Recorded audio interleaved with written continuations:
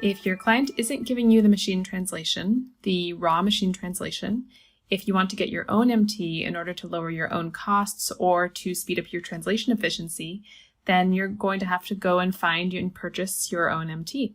So once again, when I first started looking into MT a few years ago, I thought this would be a very simple question: where to buy your MT as a freelancer. I started Googling around. I looked up Google Translate, Amazon Translate, but I was shocked to find how difficult it was as a freelancer to actually purchase software or cloud access that would let me upload documents, because of course you don't want to be copying and pasting short segments over and over into the general Google Translate browser window, right? First of all, that would take forever. Second of all, the MT output wouldn't benefit from all the data that you're ready to give it. Remember that the more data you throw into your machine translation, the better it's going to be. Now, luckily, this process has gotten a lot easier. It's still not the most intuitive, which is actually good news for you, because I'm going to show you the best ways to access machine translation, but then it will still be confusing for your competition to know how to do it if they haven't taken this course.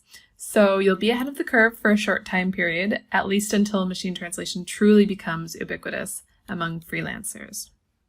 So if you're only planning to offer machine translation post-editing to clients who specifically asked for it, for example, if you work for Meridian, if you post-edit for Meridian, we're actually going to offer you our own MT. And if you don't want to invest in buying your own machine translation, then you can skip the section. If you're only going to be dealing with MT that people give you, you can skip the section. Otherwise, go on ahead, and I'm going to show you the easiest way to purchase machine translation. So first of all, when you purchase machine translation, there are a few different kinds of MT that you can go for. I'm going to simplify these choices a bit for this beginner course, but I do just want to point out that you can go for generic MT. So for example, you can purchase Amazon Translate MT, which has been trained on billions of words of training data, just not your own data, but still many, many words of training data. Or you can purchase Amazon MT that is customizable, as in you enter your own data and the machine starts to train based on that data, and it starts to excel at the types of translations that you specialize in.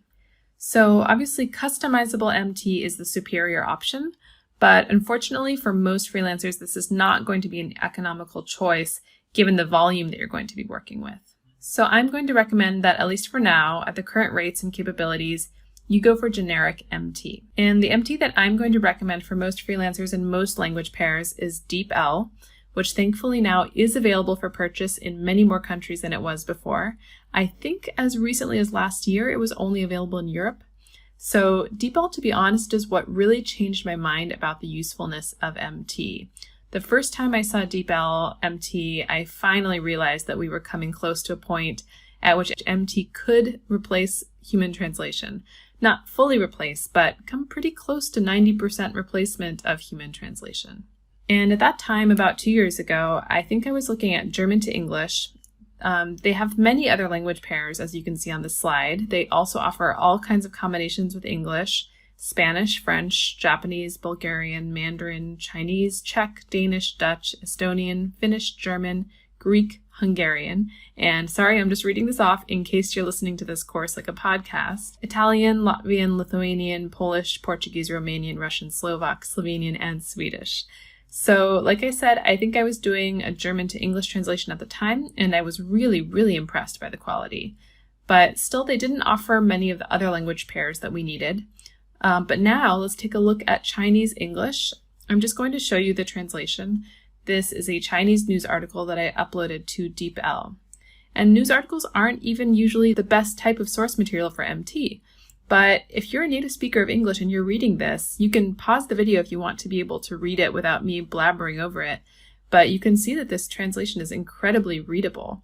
When you read it, you can definitely tell that it is MT, but that it would really take very little time to post-edit it to professional quality. So this is incredibly impressive. So let's take a look at DeepL and how to purchase it. Here you are at deepl.com. The website's available in several languages, as you might expect. And if you want, you can use the browser-based translation. You can paste translation right here into the browser the way you do with Google Translate. But of course, if you're going to be doing this at large volumes as a professional freelance translator, that doesn't make sense. You'll probably want to use this feature where you can actually choose a file from your desktop and upload it.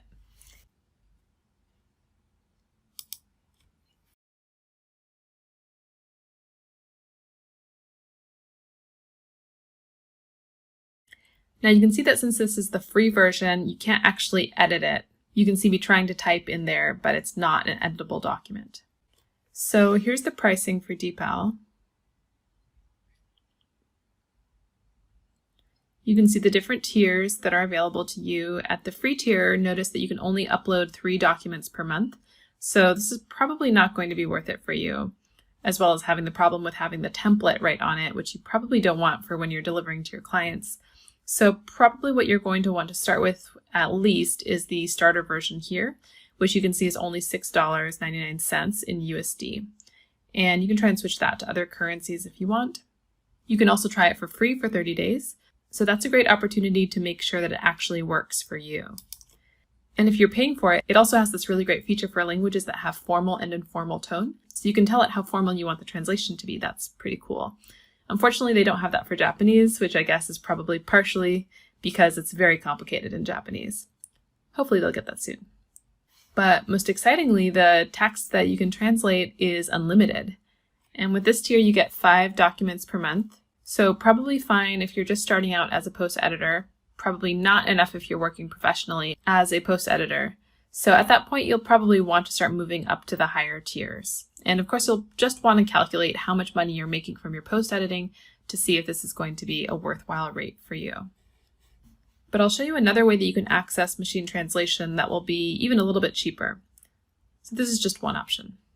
And just one last thing I want to point out about Depal is I really, really like how much peace of mind it offers me. It's a company that's based in Germany, which is a country that is very, very famous for being very careful about their data handling.